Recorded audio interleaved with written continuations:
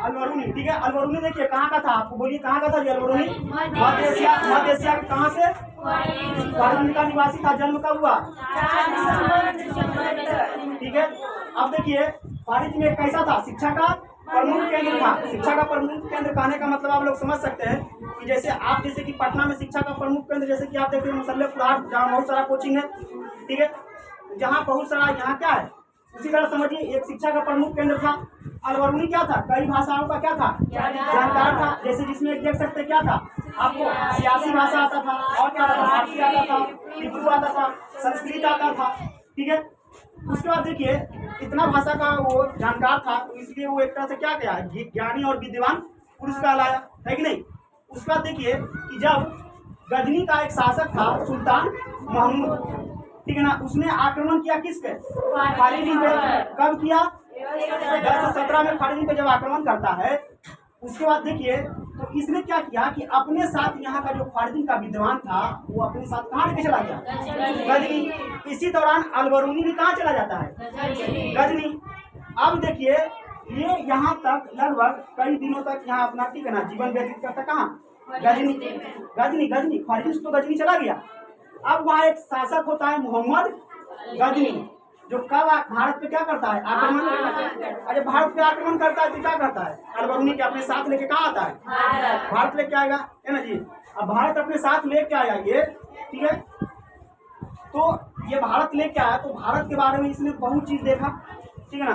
भारत के बारे में जो भी चीज इन्होंने, ठीक है ना, देखा, समझा, उस पर दर्शन दिया, उस पर जो अपना यात्रा करता, उस पर लगभग कितने पुस्तक लिखा? 20 पुस्तक किताब के जो लिखा है स्पेशल भारत के बारे में। इन 20 पुस्तकों में से ज्यादा फेमस इसका कौन सा पुस्तक हुआ? 2 पुस्तक, ठीक है ना, 2 पुस्तक हुआ। पहला पुस्तक, दूसरा जो सबसे बेहतरीन था इसका, ठीक है ना, देखिए किताब-उल-हिंद और तहकीक-ए-हिंद, ठीक है, ये एग्जाम में पूछेगा, ठीक है ना। किताब-उल-हिंद किसकी रचना है? अलबरूनी की। या तहकीक-ए-हिंद किसकी रचना है?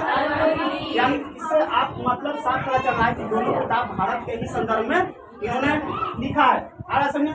अब देखिए इसका किताब लिखने का पीछे का उद्देश्य क्या था। अगर ये किताब लिखा है तो कुछ न कुछ उद्देश्य होगा। जैसे आप अभी यहाँ पढ़ रहे हैं तो आपका कुछ न कुछ क्या है? उद्देश्य है। बिना उद्देश्य, बिना मोटे पे कोई व्यक्ति कोई काम नहीं करता है। समझ में आ रहा है? नहीं करता है। आ रहा समझ में? उसका देखिए इसका सबसे महत्वपूर्ण ये उद्देश्य था कि भारत के बारे में अपने देशवासियों को, ठीक है ना, अवगत कराना, बताना। तो यहाँ पे भारत के मुख्य रूप से दार्शनिक और ईश्वरत्व की, ठीक है, से अवगत करवाना कि भारत का, ठीक है ना, दर्शन शास्त्र कैसा है, यहाँ के ईश्वरत्व मतलब यहाँ के, ठीक है ना, यहाँ किस कितने प्रकार के ईश्वर को माना जाता है ना जी। अब इस्लाम धर्म में देखिएगा तो ज्यादा ईश्वर की मान्यता है नहीं, सिर्फ एक ईश्वर में विश्वास करते हैं, है ना जी। और भी ईश्वर का कोई आकार नहीं है, निरंकार के रूप में मुस्लिम धर्म मानते हैं। लेकिन हिंदू लोग धर्म में देखिएगा, ठीक है ना, 36 करोड़ देवी देवता है और सबका अपना अपना एक स्वरूप के रूप में मानते हैं कि नहीं मानते हैं, ठीक है। तो वो सब उस तरह से ईश्वर का जो, ठीक है ना, जो उसके बारे में अपने देशवासियों को बताना उसका उद्देश्य था। उसके बाद देखिए इसने भारत के धर्म ग्रंथों का भी क्या किया? अध्ययन किया। अलबरूनी ने प्रथम ऐसा मुसलमान था जो कि क्या पढ़ा? कुरान पढ़ा। समझ में आ रहा है? कुरानों की संख्या कितना? 18 की 118? 18 ऐसा नहीं। और ये कुरान हिंदू धर्म से संबंधित है जी। ये पहला ऐसा मुस्लिम था जो क्या किया? कुरान का अध्ययन किया है।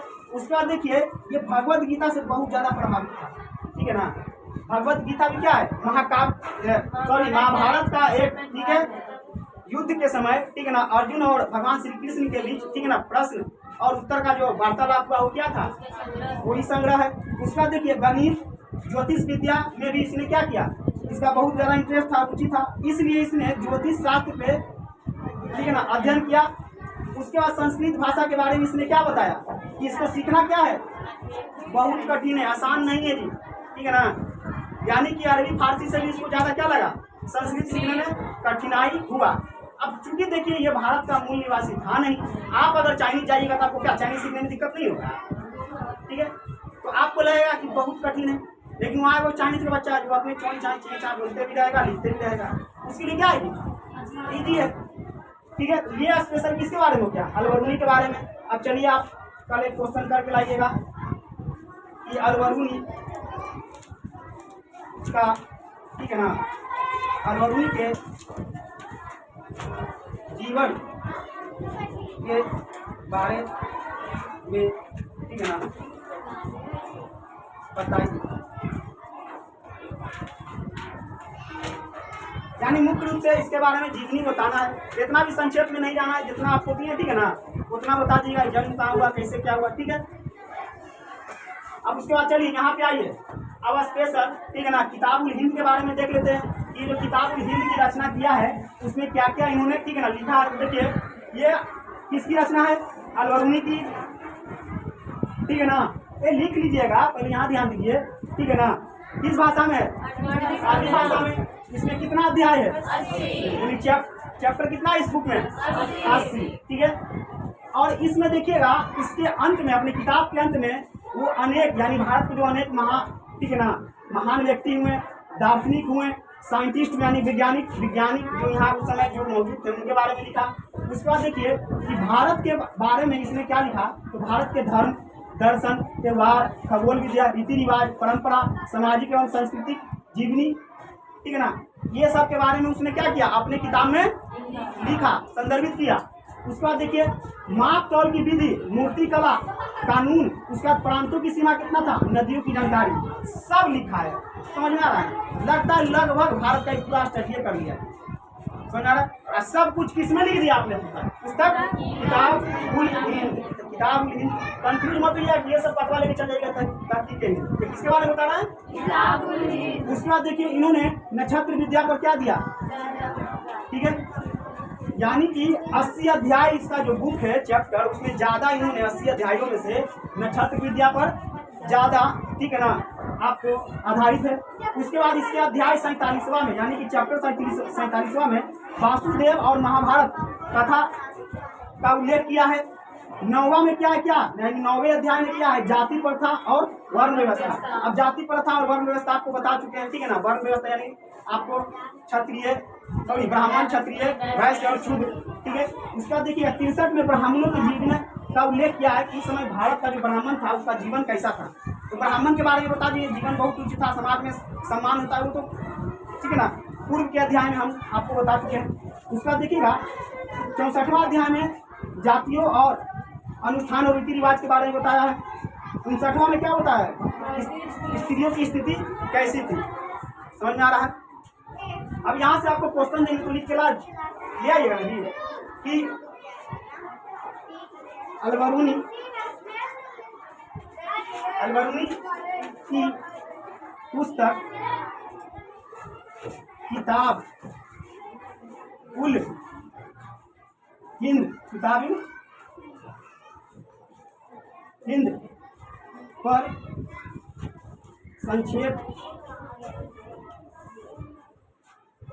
संक्षेप में, ठीक है ना, वर्णन करें। बताइए, 2 क्वेश्चन आपको दिए हैं, क्वेश्चन नंबर 1, क्वेश्चन नंबर 2, जो आज पढ़ाए उसी से संबंधित। इसके बारे में आपका आंसर हो जाए कि नहीं, आपसे हो जाना चाहिए। ये देखिए आपको की पॉइंट बताए हैं, समझ आ रहा? अब ऐसा नहीं कि आंसर लिखिएगा तो ऐसे छाप दीजिएगा, ये आपका आंसर का की पॉइंट है और इसको आपको क्या अपने शब्दों में लिखना है। समझ में आ रहा है? लिखा जाएगा जी, ठीक है। चलिए आज के लिए इतना ही रहने देते हैं, किसी कोई डाउट है तो पूछिए। क्या वो हिंदी वाले टीचर से पूछिए, ठीक है ना। अथवा कब लगाते हैं हम देख लेंगे, ठीक है। ये हिंदी का है कि अथवा हलन, ठीक है ना, कब लगाते हैं, आ रहा है समझ? और जी, और क्या, और कुछ पूछना है? ठीक है, होमवर्क है तो अभी सुन लेंगे, चलिए ठीक है। ऑफ कर दो, अरे ऑफ कर दो।